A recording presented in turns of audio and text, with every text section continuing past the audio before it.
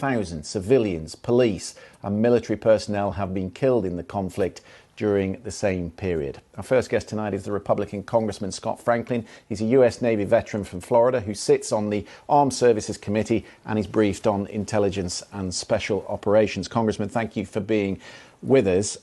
Does Joe Biden get some credit for the decision that he's taken? We have known really since about 2010 that this war was unwinnable, and yet two presidents ducked the decision.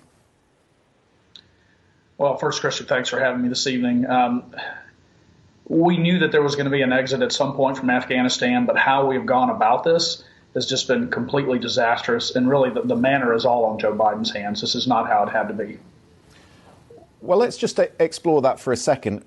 When President Trump decided that he was going to withdraw the troops, in January, he reduced the US presence to just 2,500 troops. That was the lowest number of troops since 9/11. The UN assistance mission in Afghanistan, UNAMA, reported 5,183 civilian deaths and injuries in the first half of 2021. That is significantly higher than the total that were killed or injured during the same period in previous years. So he's right, isn't he, that actually it was untenable to stay. The only way you could have stayed in the country was to surge the troops once again.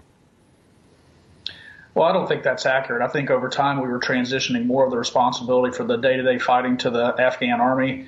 We were there in a support role, which we were providing. And, importantly for Americans, we had not lost any American service members in nearly a year and a half.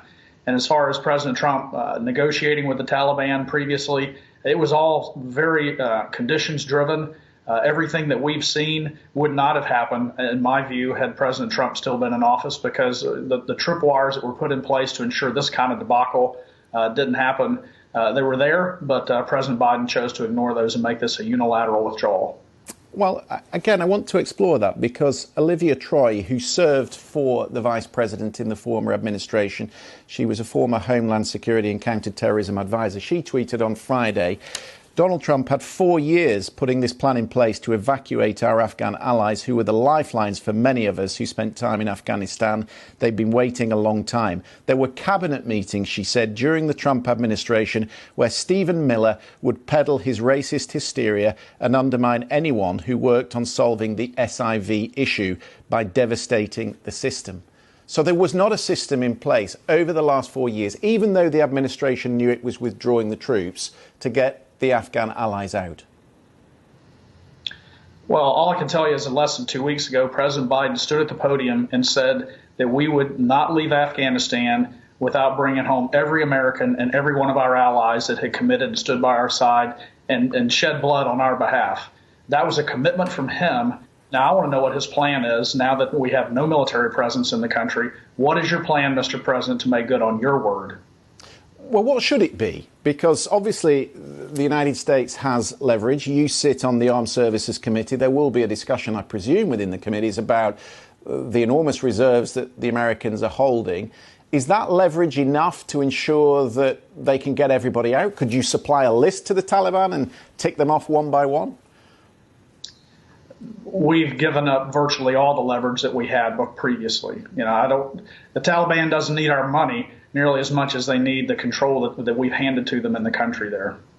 Can I talk to you about some of the intelligence briefings I think you've even had today about the kit that has been left in the country? Obviously, you have a great knowledge about this because you were serving in the US Navy. You know about some of the kit that went in. How much of it do you think is still viable?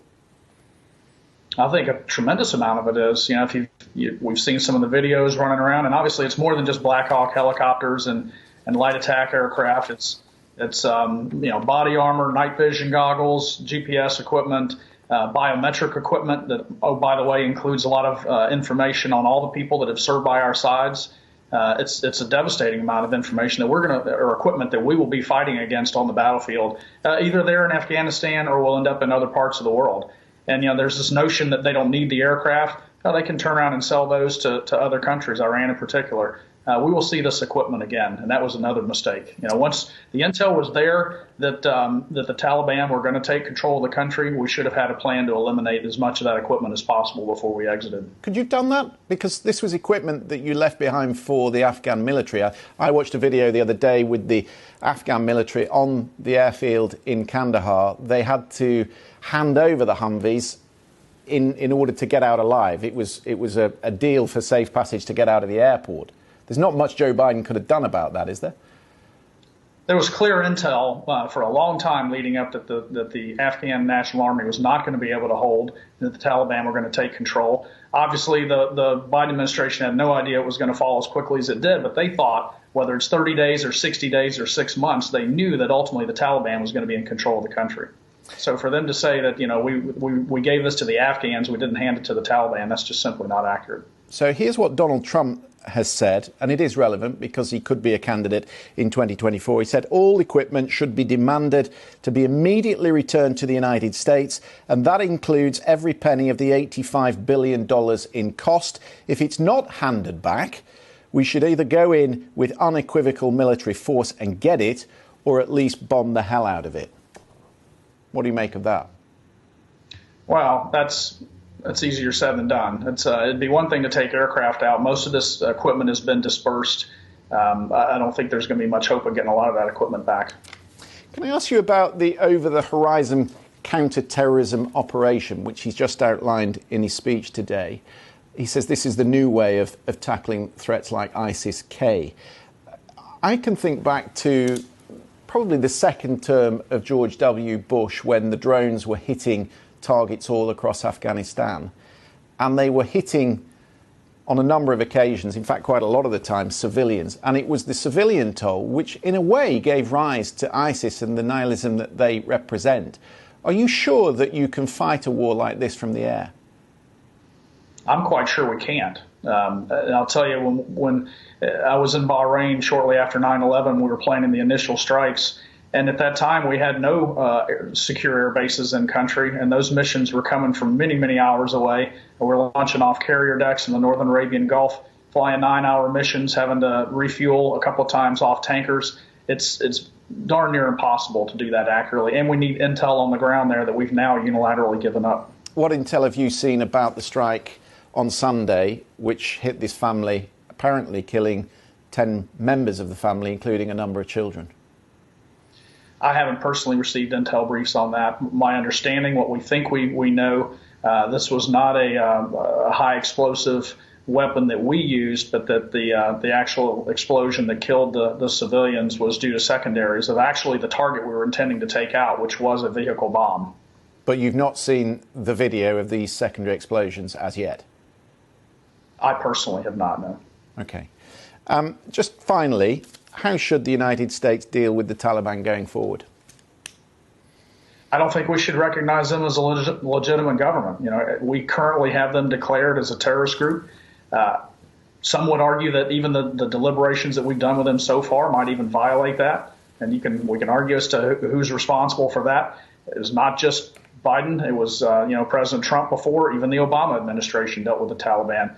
But I'm really going to, for us to move forward, as Secretary of State Blinken suggests, that we're going to start to cozy up with the Taliban and negotiate them, because those are the only tools apparently we have left. I'm eager to see who's going to step forward in front of Congress and make the argument that we need to change our law to recognize them as no longer a terrorist organization, because I don't think you're going to find many people that really believe that. They're still the terrorists that they always have been. But you're right. I mean, Congress did sign off on the peace deal that Pompeo struck with the Taliban. Right. Yeah, I just don't. This leopard's not going to change its spots. They have been terrorists. They're integrally connected with all the other organizations there. And, President Biden can speak forcefully that the war has ended today, but it hasn't ended today. Just deeming it so doesn't make it so.